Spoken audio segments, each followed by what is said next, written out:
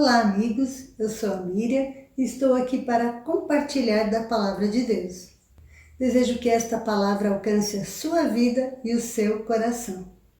O tema de hoje é Páscoa, uma das comemorações mais lindas do cristianismo. E será mesmo que o coelhinho tem a ver com essa festa? É o que vamos ver hoje, segundo a Palavra de Deus.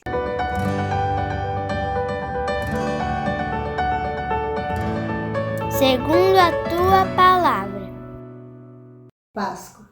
O que de fato ela significa? Talvez você já tenha dado a sua resposta. Páscoa é a comemoração da morte e ressurreição de Jesus. Mas nós podemos ir além. Por volta de 1200 a.C., o povo hebreu, a descendência de Jacó, ainda vivia no Egito. Já haviam se passado uns 300 anos da morte de José. E agora o povo não desfruta mais de privilégios. Pelo contrário, são escravos. Duramente escravizados, oprimidos e subjugados, o povo clama a Deus por libertação. Deus então escolhe e prepara Moisés, que os liberta do poder de Faraó e os conduz em uma jornada rumo à terra prometida, Canaã. Ainda durante a jornada, Deus dá instruções acerca de festas que o povo deveria comemorar quando chegasse à terra prometida. E uma delas era a Páscoa.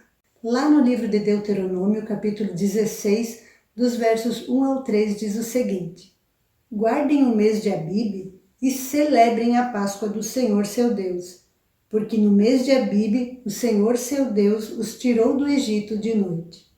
Sacrifiquem como oferta de Páscoa ao Senhor seu Deus um animal do rebanho ou do gado, no lugar em que o Senhor escolher para lhe fazer habitar o seu nome. Na Páscoa vocês não devem comer pão fermentado. Durante 7 dias comam pão sem fermento, o pão da aflição, porque às pressas vocês saíram do Egito, para que todos os dias da vida de vocês se lembrem do dia em que saíram da terra do Egito. Nos primeiros livros da Bíblia, encontramos variados detalhes sobre a festa. A data, o tempo de duração, como deveriam preparar o cordeiro pascal, como comer, etc. Mas não vamos nos ater a isso. O que queremos salientar é que a Páscoa definitivamente celebrava a saída do Egito, festa da libertação.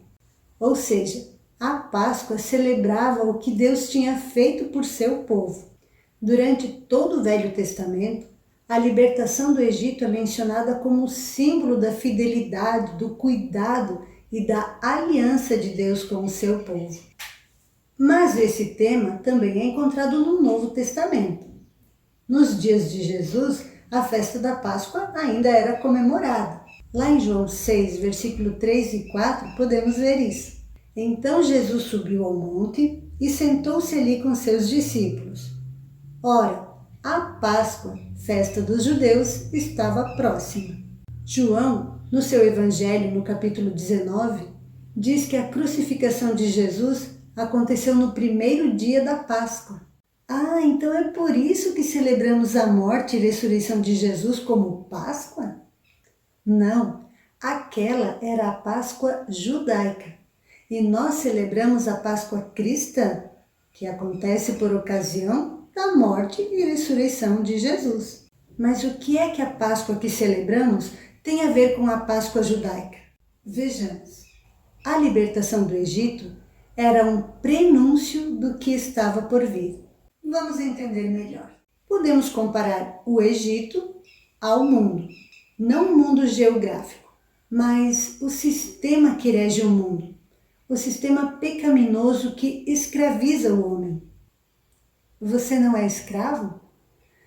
Foi exatamente isso que disseram a Jesus quando ele falou que precisavam de libertação. Vamos ver lá em João 8,33. Somos descendentes de Abraão e nunca fomos escravos de ninguém. E Jesus respondeu lá no versículo 34.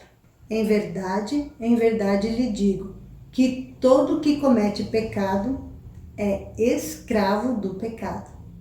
Vivemos em um mundo, como a Bíblia diz, que jaz no maligno.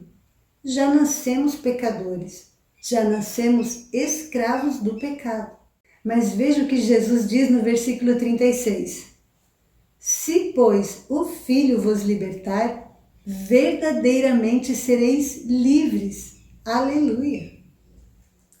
Através da sua morte voluntária, Jesus nos dá a oportunidade de sermos libertos do pecado, desde que queiramos renunciar à nossa velha natureza.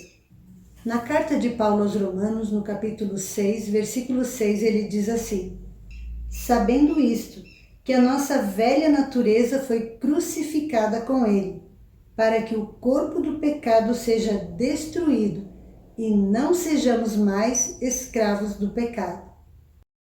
Na noite do Êxodo, Deus fez uma aliança com o seu povo. Na noite da crucificação, ele reafirmou essa aliança. Aliança esta superior à primeira.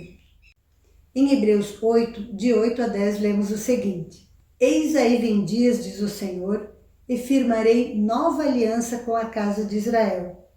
Não segundo a aliança que fiz com seus pais no dia em que os tomei pela mão para os tirar do Egito. Essa é a aliança que farei com a casa de Israel.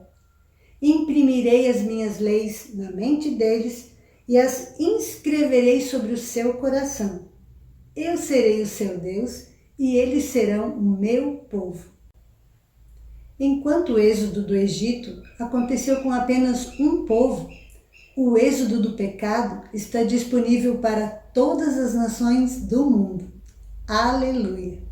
A primeira Páscoa celebrava a libertação do Egito, rumo à terra prometida, Canaã. A morte e ressurreição de Jesus nos dá a oportunidade de sermos libertos do pecado, para andarmos rumo ao nosso destino final, a nossa terra prometida, o céu.